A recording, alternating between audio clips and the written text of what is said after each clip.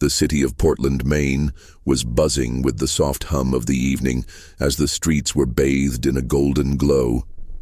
People wandered the cobblestone sidewalks, drawn by the scent of fresh seafood that lingered in the air. The Old Port District, known for its charm, housed many high-end restaurants. Among them stood Monarch Bistro, a well-known place for its exclusivity and impeccable dining experience.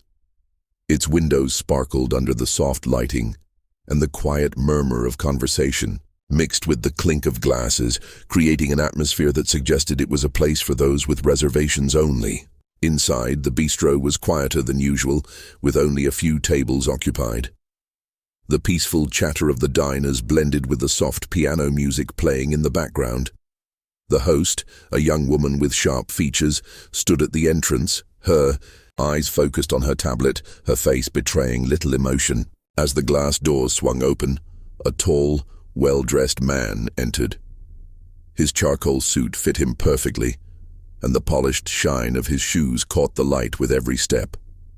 He paused for a moment, scanning the room with an air of quiet confidence. Approaching the host, he greeted her warmly. "Good evening. I'd like a table for one." The host barely looked up from her screen. After a brief glance, she asked coldly, "Do you have a reservation?" "No," he replied, gesturing to the near-empty dining room. "But it looks like you've got plenty of space." The host's eyes flickered to the colleague behind her, then back at the man. Her fingers tapped the screen a few times before she responded, "I'm sorry, but we're fully booked tonight." The man stood still, his gaze lingering on her face. There was a brief pause, a flicker in his eyes, something deeper than just disappointment. But he didn't argue. Instead, he nodded slightly, turned, and left the restaurant without a word. Outside, the cool evening air brushed against his skin as he walked away, the city's lights flickering in the distance. It wasn't the first time he had been turned away. His skin color, the subtle undercurrent of racism, always seemed to show itself in places like this. Monarch Bistro wasn't an exception. In Portland, a city that prided itself on diversity, racial tension lurked beneath the surface.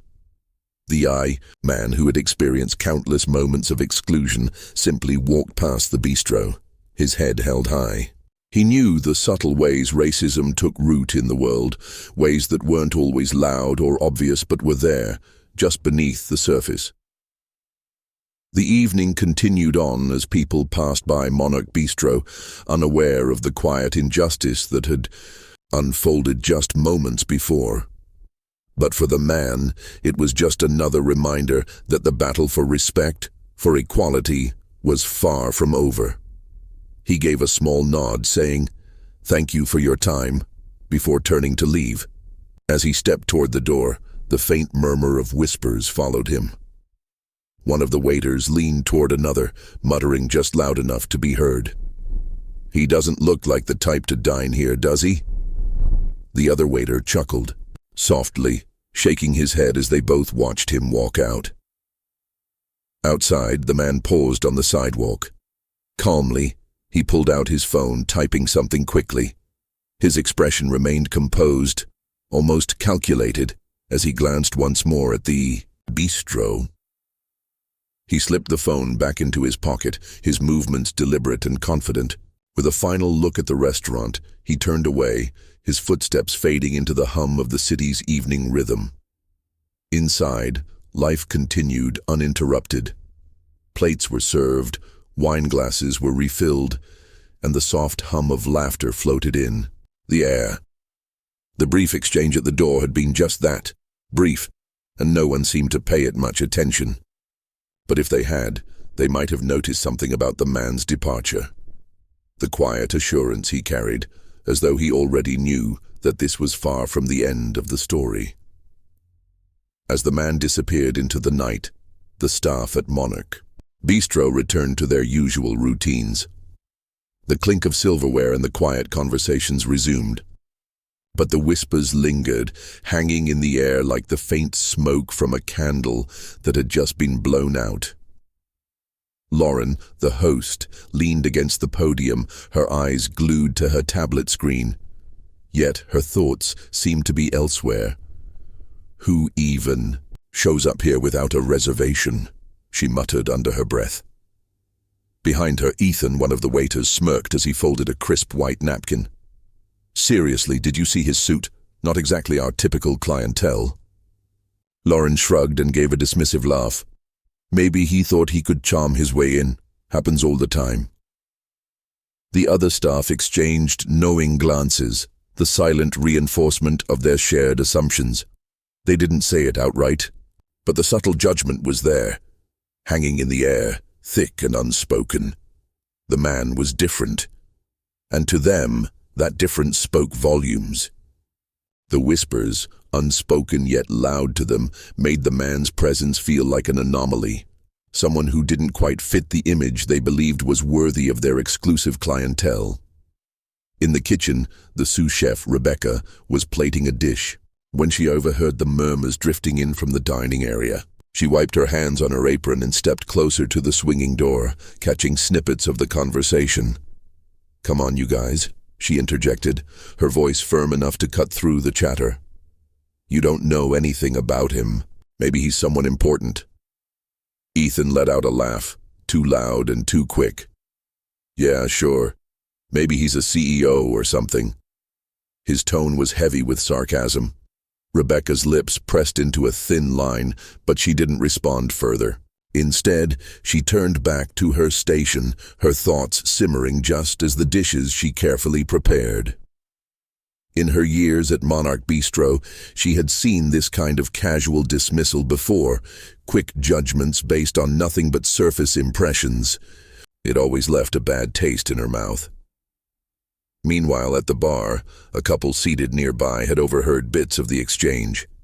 The woman, a sharp-eyed professional in her mid-30s, leaned toward her companion. "Did you catch that?"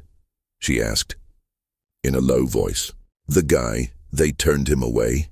He looked important." Her date shrugged, swirling his wine in his glass. "Doesn't matter." "Doesn't matter," she repeated, raising an eyebrow. "You mean snobbish." He chuckled, taking a sip.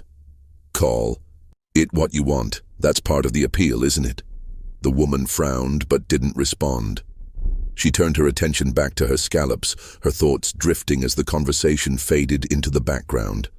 It became just another thread in the fabric of the restaurant's evening. Later, as the bistro closed for the night, Lauren recounted the incident to the owner, Stephen Harper, her voice tinged with the usual sense of duty and efficiency. She spoke about the man, the refusal, and the whispers that had followed. Stephen Harper, a tall man in his late 40s with salt and pepper hair, had built Monarch Bistro from the ground up. He prided himself on its exclusivity and prestige, qualities that were central to the restaurant's reputation. "It was just another walk-in," Lauren said, brushing off the incident as she locked the front door. "Nothing out of the ordinary." Stephen nodded, distracted as he reviewed the night's earnings on his tablet. "Good. We have an image to maintain." Neither of them gave the man a second thought as they finished their tasks and left the restaurant. The day ended. The night's business was done, and everything seemed normal. But what none of them realized was that the brief encounter at the door had set something much larger in motion, something that would soon disrupt the carefully crafted facade of Monarch Bistro. 3 days later, Stephen sat in his office, sipping his morning coffee. Sunlight streamed through the large windows, casting a soft glow over his desk. It was his usual routine: check emails, review reservations, and scan for any media mentions of Monarch Bistro. The restaurant had received glowing reviews in the past, solidifying its status as one of Portland's finest establishments. But today, as Stephen scrolled through his inbox, one subject line caught his eye and made him pause. "Fine dining" or "Fine discrimination, a food critic's experience at Monarch Bistro." His stomach tightened. Stephen clicked on the link and the article loaded on the website of a prominent food and culture magazine. The byline read, Christopher Ellis, a name he instantly recognized. Ellis was one of the most influential food critics in the country, known for reviews that could either make or break a restaurant. Stephen's attention shifted entirely to the article, his coffee now forgotten on the desk, as he began to read. Monarch Bistro is known for its exclusivity, but what happens when exclusivity crosses the line into discrimination? My recent experience at this restaurant offers a disturbing glimpse. On a quiet evening, I decided to test the hospitality of this establishment without a reservation. Upon arrival, I was promptly turned away by the host, despite the restaurant being noticeably less than full. I observed the subtle glances, the dismissive tone, and the unspoken assumption that I didn't belong. I walked away without argument, but not without curiosity. Over the next few days, I ordered several dishes from Monarch Bistro for delivery, anonymously, of course. The food was undeniably exquisite, a testament to the talent in the kitchen. However, a dining experience is about more than just food. It's about how a guest is treated from the moment they step through the door. And on that front, Monarch Bistro failed spectacularly. The question is not about reservations or policies, the question is about respect. And in this case, respect was glaringly absent. Fine dining should elevate its patrons, not diminish them. Unfortunately, Monarch Bistro's actions left a sour taste that no dish, no matter how expertly prepared, could erase. Stephen's hands shook as he scrolled down. The review had already amassed thousands of shares, with a growing number of comments demanding accountability. Social media was ablaze with hashtags like Monarch Bias and Food Critic Speaks. Even local news outlets were beginning to pick up the story. He slammed his hand on the desk, muttering under his breath. How could this have happened? Monarch's reputation had been meticulously crafted over the years, built on the illusion of perfection. And now, with a few words, Christopher Ellis had unraveled it all. Downstairs, the staff began to notice the shift. The phone, which was usually ringing off the hook with reservation requests, had grown eerily silent. Lauren scrolled through her own phone, her face pale as she read the article. "This can't be real," she whispered. Rebecca, the sous chef, leaned against the counter, reading the same piece. "It's real," she said, her voice quiet but firm, "and it's not wrong." "Ethan," the waiter scoffed. "Come on, it's just one guy's opinion. It'll blow over." Rebecca shook her head. "Not when it's him. You don't understand. Christopher Ellis. He's untouchable in this industry. If he says you're done, you're done." By the afternoon, the fallout was undeniable. The phone calls that had once flooded Monarch Bistro were no longer coming. The reservations that had filled the dining room were now absent, leaving the staff with a growing sense of unease. The article had done its damage, and Monarch's carefully crafted image was starting to crack.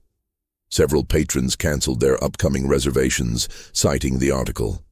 One even left a scathing voicemail, calling the restaurant a bastion of snobbery and prejudice. Stephen's phone buzzed incessantly with texts from friends and colleagues, all asking the same question: "What are you going to do about this?" Stephen knew he had to act, but the weight of the situation was suffocating. Monarch Bistro was no longer just a restaurant. It had become a symbol of something far uglier than exclusivity. And unless he found a way to address it, his legacy and his livelihood might not survive. For the rest of the week, Stephen Harper paced the length of his office, his normally calm demeanor shattered.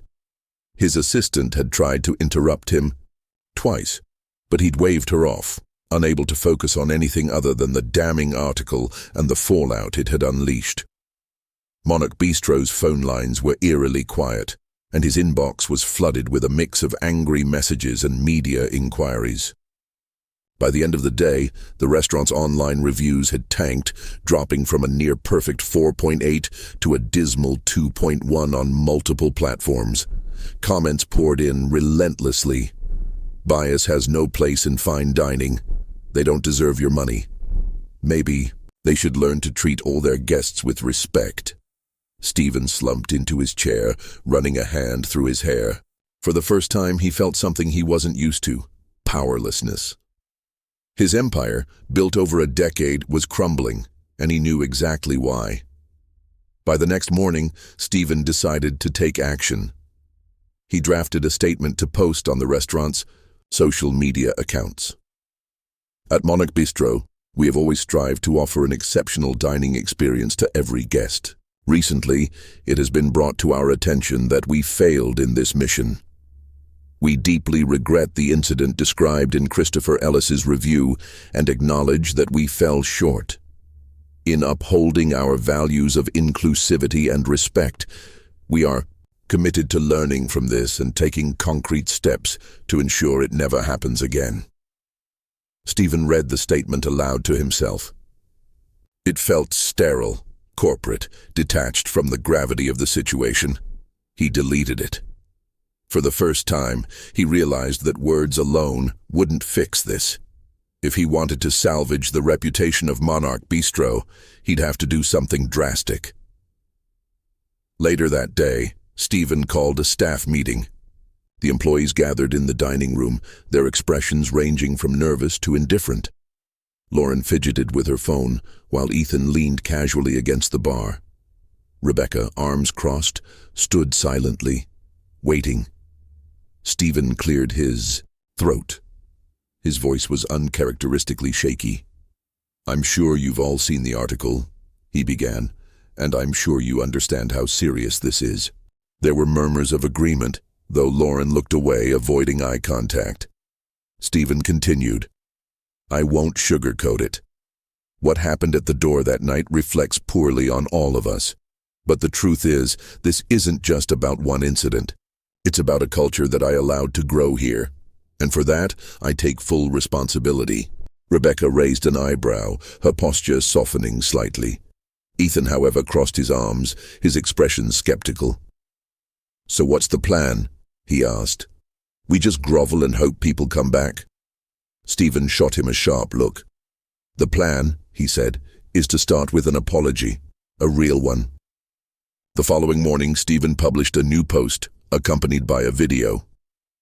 "To Christopher Ellis, and to anyone who has ever felt unwelcome at Monarch Bistro, I want to personally say I'm sorry.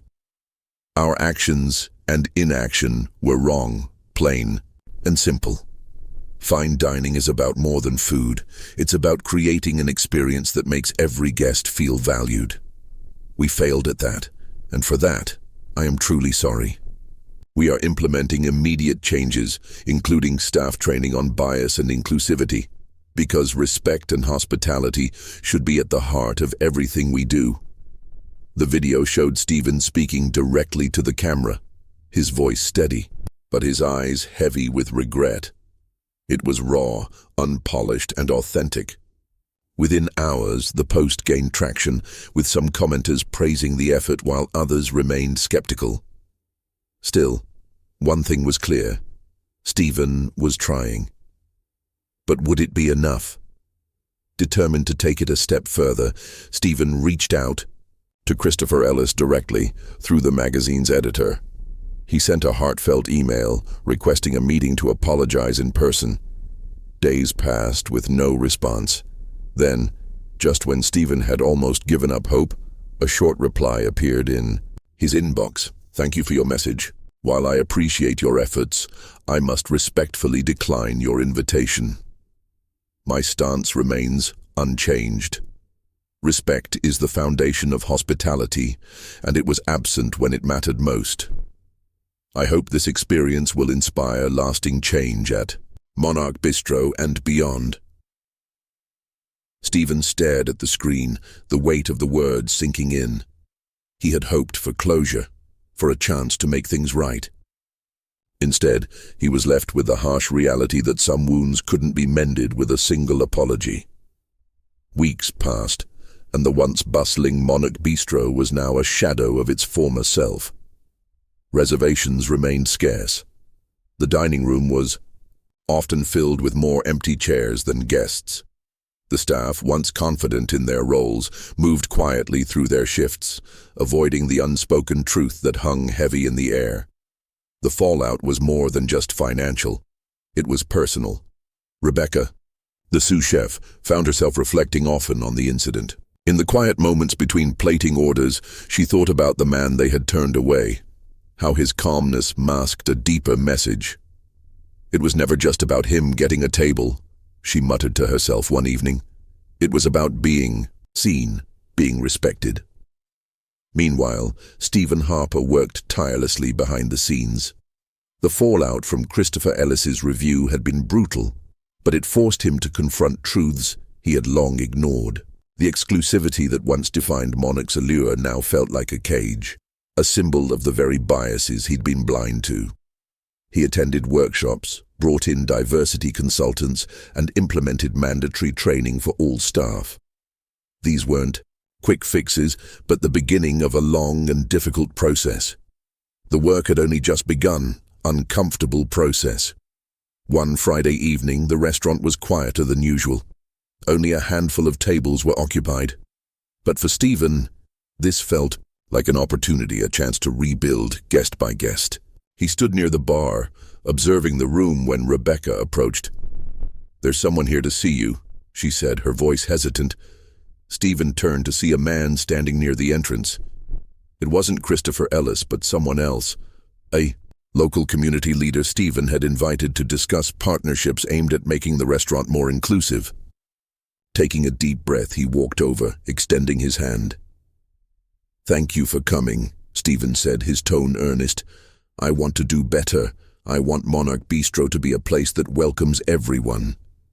The man smiled faintly but didn't shake, his hand right away. "It's a start," he said. "But words are one thing, actions are another." Stephen nodded, understanding the weight of the statement.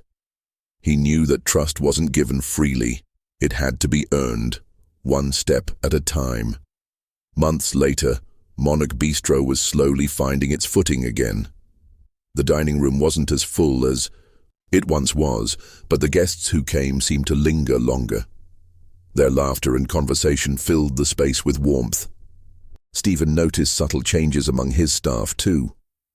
Lauren's sharp edges had softened, and Ethan, though still sarcastic, had become more thoughtful in his interactions. Rebecca, ever steady, had stepped into a more prominent role, her quiet conviction guiding the team. One evening, as Stephen closed the restaurant, he looked at the framed review that once hung on the wall. It had been removed after Ellis's article, leaving an empty space that now felt symbolic, a reminder of the lessons learned and the work still ahead. He thought about the critic's final words. The truth in them, cutting but necessary, respect is the foundation of hospitality. Monarch Bistro had failed that test, but Stephen was determined to rebuild on a stronger foundation, not of exclusivity, but of inclusivity and integrity. As he turned off the lights and stepped outside, the city hummed with life around him. For the first time in weeks, he felt a flicker of hope. The road ahead would be long, but he was ready to walk it, one step at a time.